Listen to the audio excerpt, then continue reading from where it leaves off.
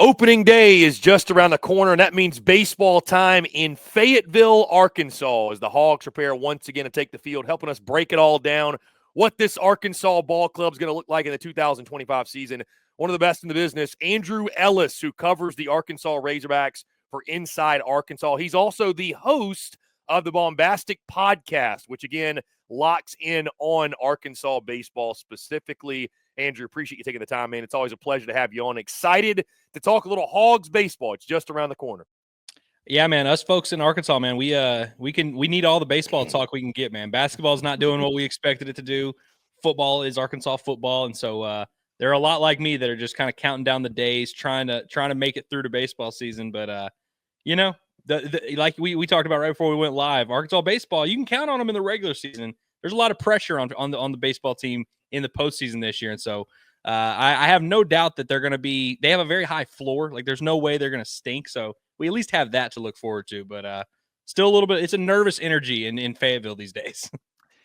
Yeah, and for those that don't know, Andrew, again, you and I were talking off air. I don't believe it was our last conversation, but maybe around this time last year, you came on, had a pretty bold proclamation that came true. I should have gotten the lottery numbers from you as well when you mentioned Musselman to Southern Cal, and sure enough, it happened. So I don't know. Folks may want to pay very, very close attention. Of course, you want to either way, but just watch out for any picks or predictions our guy Andrew Ellis fires off over here. You never know what might. So be careful with what you put out there in the universe, Andrew. That's all I'm gonna say. Be careful. Yeah, I don't think I'm gonna be able to top that. I'm gonna be honest with you. I don't think I'm gonna be able to top that. Yeah, there's a lot that has happened since the last time we've done this talk on the show. But I was thinking about that this morning. I was like, that was this time last year that I just randomly shot in the dark. Eric Musselman's probably gonna go to USC.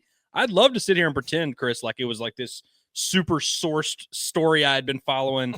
It was more just a gut feel, and boy, it turned out to be an accurate one, I guess.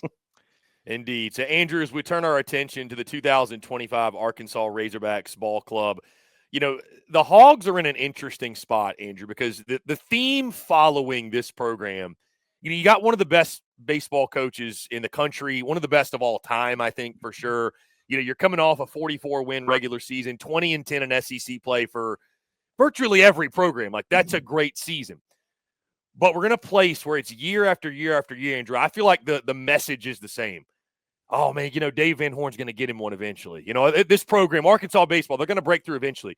And at some point, it's been like 5, 6, 7, however many years, you're like, I don't know, man. Again, we were talking about this a little bit pre-show. It's like, I know the expectations are high. This is a preseason top 5 program. This is a preseason top 5 team. This is going to be one of the best ball clubs in the country. But, like, what's the mood right now in Fayetteville amongst Arkansas faithful when it comes to Arkansas baseball? Because, again, you have a really, really good year last year. You have one of the best pitchers in all of college baseball in Hagen Smith. But nobody remembers that because all you're being judged off of is postseason successes or lack thereof. You get knocked out in your own home regional. One of the most baffling, honestly, Andrew, results we've seen in quite some time. Overall mood surrounding this program, because it's on one hand, it's one of the best programs in the country. On the other hand, you can't help but feel like this program is cursed to a degree. No, absolutely. And I mean, you touched on it right there. Like everything you can accomplish in college baseball, Arkansas has done it under Dave Van Horn, except for that one little minor detail of winning the national title. And so it's kind of like the elephant in the room. At the end of the day, like, obviously fans are going to be excited for baseball. We know that the team's going to be good. We know the team's going to be competitive. It's not going to be, a program that like just embarrasses everyone. But you go back to Dave Van Horn's tenure, which started in 2003 at Arkansas. So this is not some overnight success story. If Arkansas wins the national title, it's going to be the culmination of decades. Even going back to Norm DeBryan, the program building to this point. Early in his tenure, they had a lot of teams that made it to Omaha that probably had no business being in Omaha. They just were scrappy, fighting for everything they got type of team, small balling around. Now in the last decade, the talent level at Arkansas has gone up. The program, the facilities are first class. The park is first class. Arkansas is recruiting at a level as high as anybody. They're putting as many draft picks in the MLB as anybody. The pitching staff lately, of course, has really gone up a level. And so it's like you would think you take a talented coaching staff that's shown he can win, and he can win in the postseason, and now you're adding the talent level. It just makes sense that this program would get a national title. But here lately, you've had some of the best regular seasons we've ever seen, and some postseason disappointments. I mean, even 2021 with that Kevin Kopps team, which is number one all year. And so it's one of those things where it's not like this Arkansas program is incapable of having postseason success. Hell, in 2022, they finished third in the entire country, right on the doorstep of the College World Series finals. And so we know like a run is capable, but I definitely think there's a mood in the Arkansas fan base of like, you said curse, and it just kind of feels like it's that, because with baseball, you need so many things to go right in order to win the national title. You have to have the pitching, you've got to have the lineup, you have to handle the schedule of the SEC, you've got to get a good draw in the NCAA tournament, your guys have to show up. And so I think the feel for Arkansas fans, and really a lot of baseball fans, are just kind of, are we sure that all these things are ever going to actually align? But I'm kind of, you touched on it there, that you kind of feel like this Arkansas team under Dave Van Horn, like he'll eventually get one. And I still do like firmly believe that. I mean, if Dave Van Horn doesn't win a national title, it's not going to be because he was incapable. He couldn't do it. It just kind of didn't come together. And so I think that's the fear, is that, this window will pass before they get to the mountaintop. But the pressure is certainly starting to mount. There's some uncomfortability in the fan base a little bit. But ultimately, once this team gets rolling, I think we're going to feel pretty good. And again, we'll talk about the roster a little bit. Mm-hmm. There's definitely a case to be made that this is maybe the best roster Arkansas's had under Dave Van Horn, which is saying something. And the last few have been really good, mostly on the pitching side. And so we'll see if these additions they've made in the lineup really end up getting them over the top. Andrew, we're going to get to the roster, I promise, but sticking with that theme, I mean, it's got to just be all mental at this point, right? I mean, when you're talking Arkansas going into the postseason, like it feels like to me when I think about Arkansas, like this season, for example, there are two seasons. There's the regular season, and then there's the season that really matters, like you mentioned, which is the postseason. And it's just because, I mean, looking at last year, looking at all these teams, I'm just curious, how does Arkansas get over the mental hurdle? Because at some point, I think you get to those positions, and it's like you're expecting bad things to happen. You know what I mean? I think it's fascinating because it's a program that, to your point, it's hard to believe they haven't won a national championship. Yeah, I don't know if you're a fight fan or a mixed martial arts fan, but the great Chael Sonnen always used to say, in fighting, home field advantage is the only sport where it doesn't exist. Where when you have all your buddies in the crowd and they're expecting you to beat someone up, it's like it's kind of a little bit of a pressure. It's like there's something that comes with that, and then you're kind of worried about it. I think Arkansas. I'm not saying that home field advantage doesn't exist for Arkansas in the regular season. It certainly does, but there's just a difference. Like I think back to 2021 when Arkansas beat Texas in football in Sam Pittman's, I guess it was his second game. That fan base was so hungry. There were no expectations for the football program. So it was just a rabid fan base that really wanted to beat Texas, and they were completely united around that Arkansas football team. And that home field crowd was a completely different ball game. Nowadays, now that Sam Pittman's had a 9-4 season, there's an expectation. And so there's like a, you better not disappoint us feel to the crowd. And I think teams and players can feel that. And in Arkansas baseball, that's certainly a factor where, like I said, you go back to the beginning of the Dave Van Horn era, there were a lot of Arkansas teams that were just kind of happy to be competing on a national level. And so it was easy when Tennessee would come, or when a top 5 team would come to town. It's like, hey, we can get behind our Hogs. But I think now there's a little bit of like a tension of like a, don't screw this up. And I would have a hard time imagining the players and coaches don't feel that a little bit. And certainly in the postseason, I mean, if Arkansas hosts another regional, that's going to be the elephant in the room. That feel is going to be there. And so I think for a fan base like Arkansas, we always hear people like teams and coaches, they'll say, it feels different around here. It just feels a little different. That's what you hear teams say a lot. I think Hog fans are probably looking for a reason to buy into that, and so I'm hoping that at some point this regular season, I don't know if it's going to come through just the number of wins they're going to have, because they've had 40 SEC wins over the last 2 years, and it didn't seem to matter. But I think Hog fans are going to be looking, kind of inspecting this team. Is there anything different? Is there anything that really makes us feel like this is a unique ball club that is going to be not what these last two have been? And so we'll see if Arkansas is able to kind of win back over that favor with the fan base. But I think that the expectation has kind of worn on this program a little bit. And I think when you get in these big moments at home, it's hard not to think about the last two postseasons. So Arkansas is going to have to battle with that. And I think it's a unique challenge for a program that, again, has accomplished pretty much everything except winning the big one.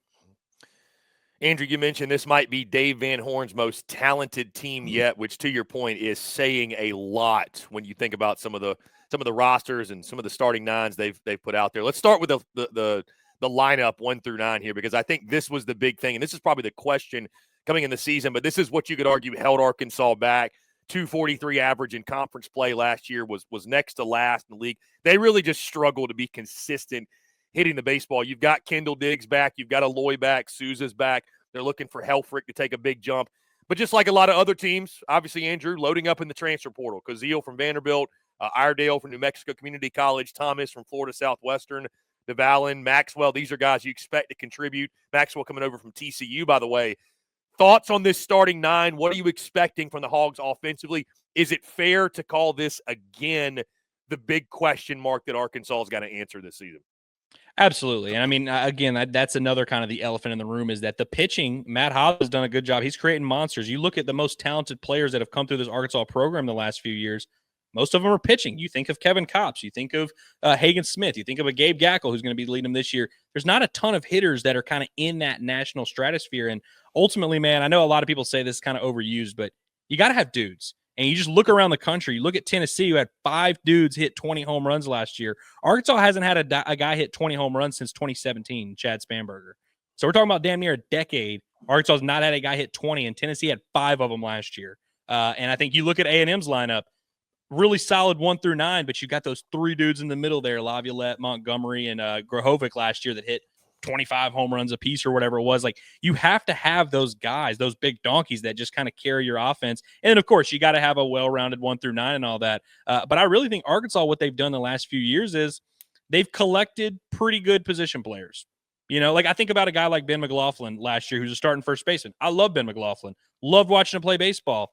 You know, hits 300, 8 home runs, draws some walks. Like, that's been Tavian Josenberger was like this. Jared Sprague last year, 285, 9 home runs. Like, pretty good ball players. Nothing bad. But like, when you add it up with a lineup, you look at some of these other SEC teams that Arkansas is competing against, you got to go out there and get some gorillas. And you got to get some guys that can really put that fear in opposing pitching staffs. And so I think the last few years, Arkansas's fan base is convinced that Nate Thompson, the hitting coach, is like the Antichrist that has ruined all the bats, and he doesn't know hitting, and he's ruined everything. And look, I'm not saying that he's been perfect, but I think Nate Thompson, the recruiter, has actually been a little bit more of an issue than Nate Thompson, the hitting coach. Again, because I think it comes down to you have to have those like blue chip talents. And so I look at this Arkansas lineup this year. We saw flashes with Vahivo Aloy, the shortstop, who is projected top 40 pick, top 50 pick, going to be one of the best shortstops in the country, especially on the offensive side. You look at Ryder Helfrich, who you mentioned, a catcher, was a blue chip recruit, didn't have a great freshman year. I think him and Nolan Souza, who's going to start at second base. Nolan Souza, in my opinion, like, that's my guy. I love Nolan Souza. I think he's going to be. He was an SEC all freshman last year. Was a kind of a part-time starter. He looks the part of like what you want. He fits the bill of that 6'3", 220 guy that's going to hit 20 home runs. And so Arkansas needs some of those type of really talented pieces to really be that. And then you mentioned the outfield. Last year, Arkansas's outfield, I mean, it just shouldn't happen at this level. It just shouldn't happen with the way Arkansas recruits and what they do. You should not have a center fielder that hits 1 home run the entire year. Kendall Diggs was banged up, and he was the everyday starter in right field, so his batting average fell like almost 100 points. Turned out he had a torn labrum. When we were all like, man, did Kendall Diggs just become bad at baseball overnight? Like, what happened? Yeah, it turns out he had a very serious injury and couldn't swing the bat. And so it makes a little bit of sense. So if you can get him back to the Kendall Diggs that we know and love, you get that middle infield, the 2 Hawaiian guys, Souza and Aloy, to really hit. Brent Iredale, the third baseman, who's coming over from JUCO, and he was one of the top JUCO prospects in the country. I think he might be the best kept secret in college baseball, where I think he's gotten some buzz. He's gotten some love from, like, I think D1 Baseball has him as like a top 100 junior or whatever. But based on what we saw in the fall, he might be the best overall player on this Arkansas roster in terms of lineup. And so I think there's some guys that have a chance to actually be in that mix. As I'm not saying Arkansas is going to all of a sudden be what Tennessee was last year offensively, or be even what A&M was. But you mentioned Arkansas was, I think they finished 10th or 11th overall in pretty much every SEC offensive category, whether it was batting average, home runs, walks, whatever. If they can just kind of get back into that maybe middle of the pack, maybe top 5, top 6 range with the pitching staff and the dudes that they've got on that side of the ball, it's going to be hard to keep this team out. But I think you just look at it, and there's been a little bit of a Arkansas's pitching staff has kind of matched the times and evolved at the way they're as good as anyone in the country. And the lineup has been kind of left behind the last few years. And I don't think it's going to turn around drastically, but I do think it's going to be better. And with the pitching staff, it's not like it has to be that much better. It just has to be serviceable. You mentioned, Andrew, that pitching staff, and that's sort of become the signature under Dave Van Horn. You can expect the Hogs, if nothing else, to field one of the best pitching staffs in the country. This year should be no different. Certainly one of the most talented groups you're going to see in college baseball. Some questions to answer anytime you lose a guy like Hagen Smith, who, again, was as electric as he was. I mean, who can forget, what was it, opening weekend last year? I think he had 17 strikeouts in that game or whatever against Oregon State. And that kind of just set the tone for what his season was. But Gabe Gackle is expected, obviously, to take over in that ace spot, that Friday night spot. He was great back into the bullpen last year. I think I even saw by one of the publications he's preseason SEC Pitcher of the Year. So, obviously, there's some folks out there that think very, very highly of him. You pick up Zach Root, the transfer from East Carolina, figures to probably be in the weekend rotation. Gage Wood as well is going to slide in. You picked up, maybe you can help me with the name here, Andrew, Beetleshees from Ohio State. We worked on this a lot. It's Beetleshees is what we're told. Beetleshees, okay. But you can just call him Cheese, I'm told. Just Cheese. The big cheese at maybe the starting spot or back into the bullpen. Christian Fouch at the back end as well. Again, tons of different guys. Portal heavy here as well. A lot of talented young guys.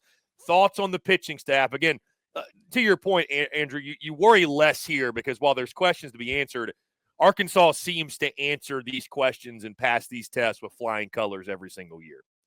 Absolutely. And look, I'm I had the Eric Musselman hot take for you last year. I don't know if this is going to top it, but this is my favorite Arkansas pitching staff I've ever. And I'm 27 years old. I'm not like a 70-year-old man who's seen it all. But in my years, I've seen the golden era of Arkansas baseball. Seen some damn good pitching staffs. I think top to bottom, it's the best one. I don't think there's a Hagen Smith on this team, and that's not really breaking any news. I mean, there's only been like 5 pitchers as good as Hagen Smith in like the history of college baseball. So I think Arkansas certainly it's. I don't think you have that one guy that it's like all right, we if all goes wrong, we have this one guy. But I think Arkansas starting rotation, I think Gabe Gackle as a sophomore, I mean, he was one of the best freshman arms in the country last year. He'll be making that move to the rotation. I'm sure there will be some growing pains adjusting to a new role, new thing. But, I mean, that's another blue chip kid that this time next year, we're going to be talking about him as one of the top arms in all of college baseball and in the draft. And so you feel pretty good about him, his makeup, his pedigree. And you mentioned Zach Root there and Beetleshees, the 2 transfers from other programs. So you got some what I like about this pitching staff is you have a little bit of everything. You have your sophomore, Gabe Gackle. The freshman class, you've got Carson Wiggins, who his brother pitched at Arkansas. He turned down a lot of money to come to Arkansas. There's another kid, Cole Gibbler, another blue chip freshman. You got the juniors with Beetleshees, with Root, with Gage Wood, with Christian Fouch, some of these top guys. And then you've got a few seniors that have just been around. Will McIntyre fits this bill. Dylan Carter, guys that have thrown a combined like 300 innings in their Arkansas careers. So what does their role look like? Who knows? But Arkansas's got a good mix of skill sets. They've got some young blue chip talent. They've got some sophomore, junior guys that are going to get drafted in a big time situation this year. And then you've got some seniors with experience. I just really like the overall mix of the skill sets. Christian Fouch, I think, is kind of the interesting one. This dude had a ERA under 1 last year. And Arkansas was very selective with how they used him. I think he threw 22 innings the entire year. So you see numbers like that and you're like, oh, that must have been the top arm on the staff. Arkansas is pretty selective with how they used him. And so he's going to probably take that closer role. And so it'll be interesting to see how he looks with a bigger workload. But I mean, that's a dude that throws 100 with a splitter, a 92-mile-an-hour splitter. I don't even know. Like it's one of the craziest. It's a complete anomaly. People are blown away by it. And so I think Arkansas, this pitching staff with Matt Hobbs, you want lefties that throw 90, they've got that. You want righties that throw 96, they've got that. You want a big 6'6" guy that throws 100, they've got that. The Wiggins kid, he touched 101 in the fall. It's like they have a good mix, like whatever kind of skill set you want. It's like a market. You just like, all right, give me a lefty that's 93, 94. They got that too. It's like they literally, you just go on down the line and like there's going to be some really talented arms on this Arkansas team that just don't pitch. Like they can't even. They're going to be throwing Tuesdays against San Jose State just because they can't find a role for them on the weekend. And so I think the depth is probably what sets this Arkansas pitching staff apart.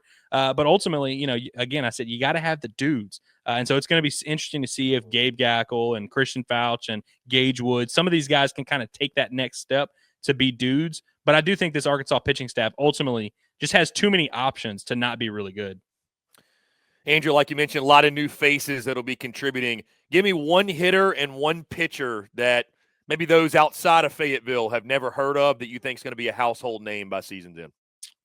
Okay, Nolan Souza's not a new face, but that's the guy that, like, I think if we're talking about the difference, like, I don't think many people are talking about him nationally. I think this time next year he will be that guy, not a newcomer. But if I'm going newcomers in the lineup, I'm gonna go center field. Charles Davalon, transfer from Florida Gulf Coast, didn't put up like gaudy numbers as a freshman at Florida Gulf Coast. I think he hit 285 with like 10 home runs. Again, pretty solid. But he's an interesting kid. Just kind of does it all at center field. He's going to hit leadoff for Arkansas most likely. Left-handed hitter, fast. Looks like a baseball player. He's got all the accessories. He looks like a dirtbag is the term I would use. I don't know if that's an offensive term, but dirtbag, like a baseball dirtbag. No, we embrace the term dirtbag here. We embrace. No, that yeah, term. love that. Oh yeah. He's that guy. And I think Peyton Holt was kind of the guy for Arkansas the last couple of years that brought that energy, that juice. I think Charles Davalon is going to do that. And I think Rocco Pepe, the Fresno State transfer, they're the experienced outfielders that I think Arkansas needed. And they're going to bring some of that personality to the team. And so I think both those guys are going to be good additions that help Arkansas on the field. But I also think when this Arkansas team, if they're able to go on the run that many in Fayetteville think they might can, these are going to be some of the personalities that college baseball starts to fall in love with. And then the pitching staff, you got a guy that maybe he's a newcomer that you think is going to play a big role this year? So he's kind of a newcomer because he only threw an inning last year. Or an unknown name maybe. So Hunter Dietz is my guy because last year, if we go back to a year ago, he turned down a ton of money. Him and Gackle were the two guys in the recruiting class. It was like, we can't believe these guys made it to campus. We obviously saw how good Gackle was. Hunter Dietz was actually rated a little bit higher if you look at the perfect games and the PBRs and all that. He had a ton of arm trouble when he first got to campus. He didn't pitch until like mid-April, and then when he did pitch, his arm was hurting again, so they had to shut him down. And finally, I don't think he had the full-on. He didn't have the full-on Tommy John. He had like the internal brace thing. But they feel like they got his arm situation worked out. And again, I listed off like 9 names in this Arkansas pitching staff, and I didn't mention Hunter Dietz, who's a lefty that throws 98 and really has a chance. I mean, and Dave Van Horn was saying the other day that if they can get him back to what he looked like when he first got on campus, he'll be one of the better arms on the team. And so I think he's a guy that could kind of answer some questions in the back end of that bullpen and could be maybe either the setup guy, closer. But I think this time next year, again, he's going to be one of those guys that we're talking about as a maybe the top reliever in the draft and, maybe a top 3 round type of guy. And so I think he's a guy that not many know about. And I think that's the thing with this Arkansas pitching staff that I love is, you feel like you've seen it all, and then they bring out a guy you've never heard of that throws 97. It's just how they do it in Fayetteville with Matt Hobbs, man. But I think Hunter Dietz is the guy that I think is going to be the one everyone talks about by the end of the year. Andrew, the expectations are really simple. Get to Omaha and compete for a national championship. If the Hogs are going to do that, what in your mind for this ball club has to click this season? We touched on it a little bit earlier, but I think Ryder Helfrich, the catcher, who again, this time last year was a big-time recruit, a guy they had a lot of expectations for. Dave Van Horn called him a James McCann that's better with the bat.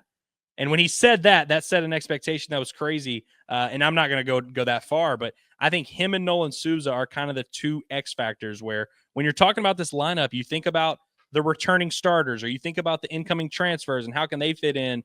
I think Arkansas's got 2 guys on the roster who have a chance to be as good as anyone in the country at their position. And I think as sophomores, they really need to take that next step. If you can guarantee me that both of those guys take that next step and are real life SEC type of guys, all SEC potential guys, I think I feel really good about this lineup. And I think that it would take the steps that it needed to take for this Arkansas team to be really good. Opening day just 2 weeks away as we sit right now. Andrew Ellis, Inside Arkansas, the Bombastic Podcast. Again, one of the best in the business when it comes to talking all things Hogs. Andrew, I appreciate you taking the time. Let folks know in case they've been living under a rock where they can check out all your great work. Well, yeah, check out our Inside Arkansas YouTube channel, man. I don't know how many of your listeners are diehard Arkansas fans, but we've had a recent surge of random SEC fan bases. Obviously, BBN, we've been the Kentucky fans have been getting after us a little bit, but about once a week, we'll have someone pop in and be like, I'm an Auburn fan, but I just like listening to you guys. I'm an LSU fan or whatever. So apparently we attract other random SEC fan bases because we talk a lot about Arkansas, but we talk about the rest of the SEC. And so Inside Arkansas, our YouTube channel is, I feel like, the best go-to for just everything Arkansas. And, we like to have a good time over there. You can follow me on Twitter. I think I'm Ellis Andrew _, but my Twitter game it needs to step up a little bit, but the Bombastic Podcast, if you like baseball and you like Arkansas baseball, we'll be talking a lot about it over there. It's the best damn baseball podcast in the country. Andrew, appreciate you taking the time, man. Excited for the season and excited to see you at Baum Walker this year. Absolutely, man. Appreciate you having me on, man. Looking forward to it.